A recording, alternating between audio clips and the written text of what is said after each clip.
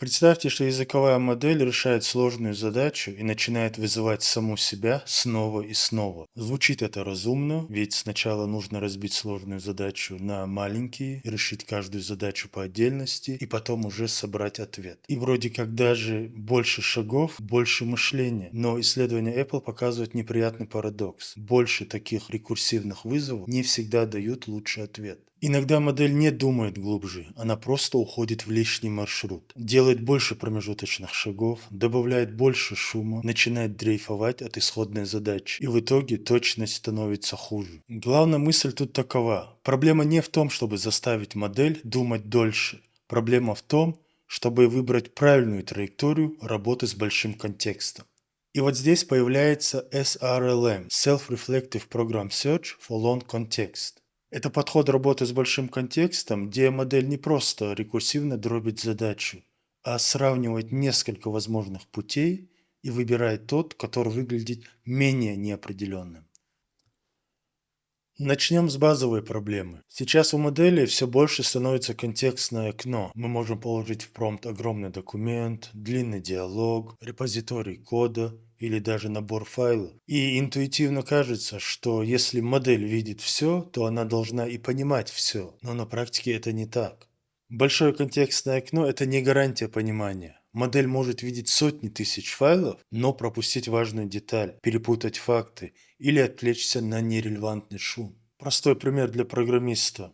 Вы даете LLM весь репозиторий и спрашиваете, почему падает конкретный тест. Нужная причина может находиться в одном маленьком файле, который связан через конфигурацию с другим, и тут модель как бы формально видит весь репозиторий, но это не значит, что она может надежно найти связь. То есть длинный контекст – это не вопрос размера, это больше вопрос навигации, что искать, в каком порядке, что с чем связать и когда остановиться. Один из современных подходов работы с большим контекстом – это Recursive Language Models или RLM. Идея тут такая – не пытаться сразу скормить модели контекст, большой контекст, как текст. Вместо этого большой контекст выносится во внешнюю переменную, а модель работает с ним через программную среду. То есть модель может писать код или псевдокод, ищет нужные куски, делает подзапросы, агрегирует частичные ответы. И важная часть RLM – это вот эти вот рекурсивные самозапросы. Модель может сказать, чтобы ответить на главный вопрос, мне сначала нужно ответить на подвопрос. Затем она вызывает модель снова, получает частичный ответ и использует его дальше. Тут главное не путать с RAG. В RAG мы нашли релевантные куски, передали модели, получили ответ. А здесь модель строит программную среду для взаимодействия с контекстом. Она как будто сама решает. Сначала посмотрю сюда, потом спрошу это, а потом объединю результат. Но в этом и появляется проблема. Если теперь модель сама строит маршрут, то получается, что ответ зависит теперь не только от качества самой модели, но и от того, какой маршрут она выбрала. А теперь ключевая идея статьи. Авторы задают вопрос, а что если главный источник улучшения – это не рекурсия? Что если важнее не то, что модель вызывает саму себя, а важнее то, как она выбирает траекторию, план? Предлагаемый в исследовании подход SRLM делает именно это. Он генерирует несколько программ кандидатов, в исследовании использовали 8, то есть 8 разных траекторий. Дальше SRLM смотрит, какие программы пришли к одному и тому же ответу, насколько уверенно программа выполняла свои шаги. И третье смотрит, не получился ли путь слишком длинным и запутанным. То есть он не выбирает просто самую длинную цепочку рассуждений и не выбирает просто самую уверенную фразу. Он использует комбинацию сигналов неопределенности. Это можно представить себе, как модель идет по лабиринту и пробует разные маршруты, а потом спрашивает себя, какой из маршрутов выглядит наиболее надежным. Вот это и есть главный сдвиг в этом исследовании. Вместо большей рекурсии лучший выбор траектории. Теперь немного подробнее про эти три сигнала неопределенности. Первый из них – self-consistency. Если разные программы пришли к одному и тому же ответу, это хороший знак. Не абсолютное доказательство, но сигнал, возможно, ответ устойчивый. Второе. Verbalized confidence. Модель сама по 100-бальной шкале оценивает свою уверенность на промежуточных шагах. Не просто пишет ответ, а еще сообщает, насколько она уверена в конкретном шаге.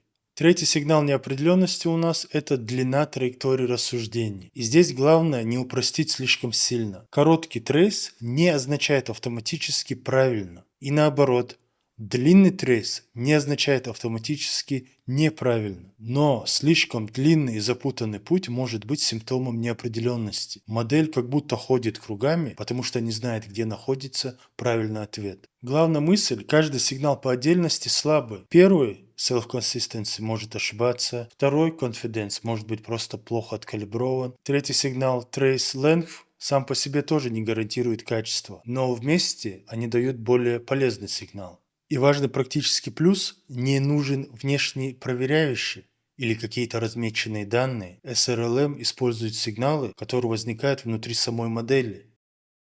Теперь посмотрим, как авторы проверяли идеи. Тестировали не на одной задаче, а использовали несколько разных примеров.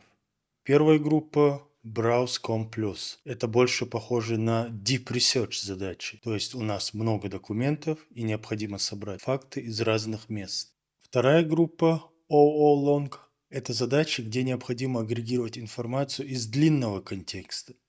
То есть не просто найти какую-то фразу, а обработать большой объем данных. И последняя, третья группа Long Bench – это уже ближе к программированию. Есть огромная кодовая база, и необходимо найти правильный ответ по коду. Авторы на самом деле пытались понять, где рекурсия помогает, где мешает, а где саморефлексия дает более стабильный результат. Теперь к главному результату.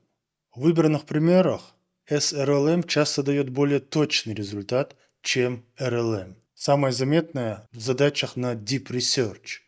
Здесь разница в 23 процентных пункта. Другой пример – OO-Long.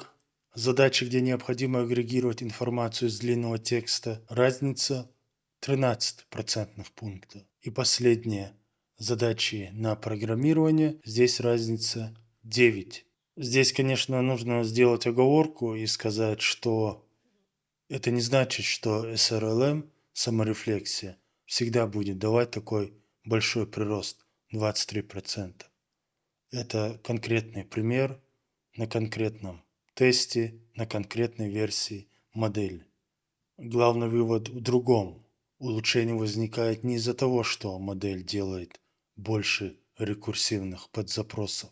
Улучшение возникает из-за того, что при таком подходе модель лучше выбирает траекторию работы с длинным контекстом.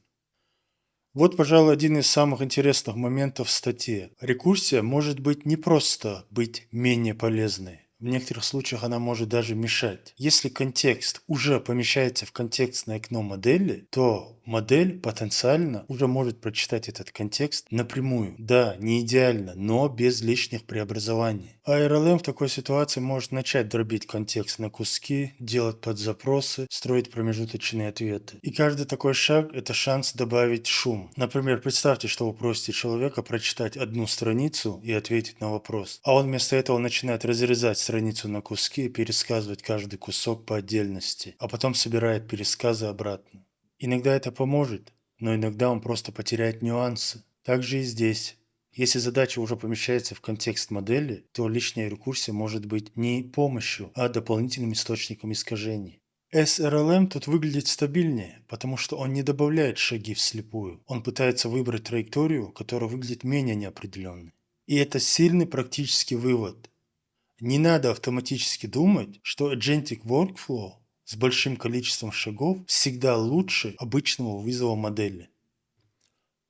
Но важно не уйти в другую крайность. Статья не говорит, что рекурсия бесполезна. Рекурсия чаще помогает там, где данные хорошо структурированы. Например, кодовая база, файловая система или таблицы. В таких задачах действительно удобно разбить проблему. Сначала найти нужный файл, потом посмотреть функцию, проверить зависимости, а потом уже собрать ответ. Это похоже на работу разработчиков IDE. Мы редко читаем весь проект подряд. Мы прыгаем по файлам, ищем определения, смотрим ссылки и так далее. Но есть другой тип задач. Например, длинный текст, диалоговая история.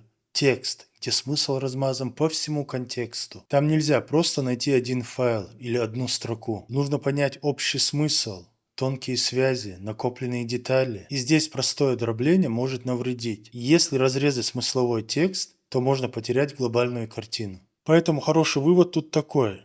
Рекурсия – это инструмент. Она полезна для структурного поиска, но она не является универсальным рецептом для понимания длинного контекста.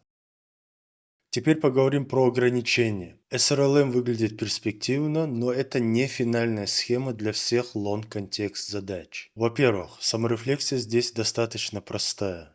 Используется всего 3 сигнала неопределенности. Совпадение ответов, самооценка по 100-бальной шкале и оценка длины пути. Это разумный старт, но явно не предел. Во-вторых, SRLM генерирует несколько маршрут кандидатов. В экспериментах было 8. Это значит, что расход токенов и время вычислений может расти. Правда, авторы отдельно показывают важный нюанс. Траектории можно запускать параллельно. Поэтому время может вырасти не так сильно, как если бы мы запускали все строго последовательно. Но использование токенов все равно нужно контролировать.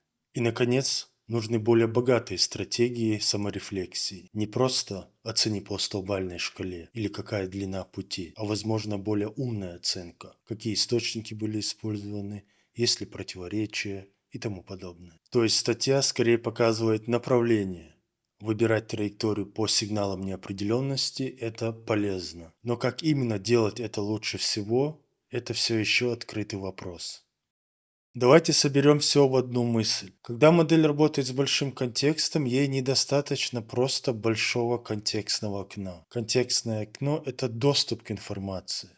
Но доступ к информации не равен пониманию. Ей также недостаточно просто делать больше рекурсивных шагов. Рекурсия – это способ разбить задачу, но больше разбиений задачи не гарантирует лучший ответ. Иногда это дает больше шума, больше дрейфа, больше лишних промежуточных решений. Главная идея SRLM в том, что модель должна не просто идти по одному маршруту. Она должна сравнивать возможные варианты и выбирать наиболее надежные. Для этого можно использовать внутренние сигналы неопределенности, такие как сходятся ли разные попытки к одному ответу, насколько модель выглядит уверенной, если ее саму спросить об этом, и не стала ли траектория слишком длинной и запутанной. Полезный урок для разработчиков и агентов тут это: когда мы строим сложные агентные системы, не надо автоматически все больше добавлять шагов, подзапросов и циклов. Иногда лучше потратить усилия на другое. Научить систему выбирать более надежную траекторию. На этом у меня все. Если было интересно и полезно, то ставим лайк. И мы увидимся в следующем обзоре.